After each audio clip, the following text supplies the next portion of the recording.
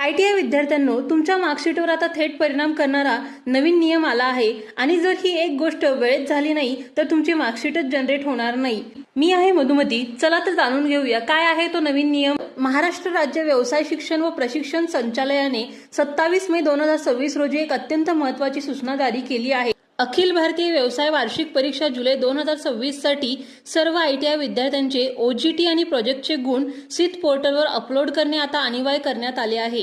म्हणजे यावर्षी 2026 मध्ये जी ITI ची परीक्षा होणार आहे त्यामध्ये आपले OGT चे गुण सुद्धा अनिवार्य आहेत।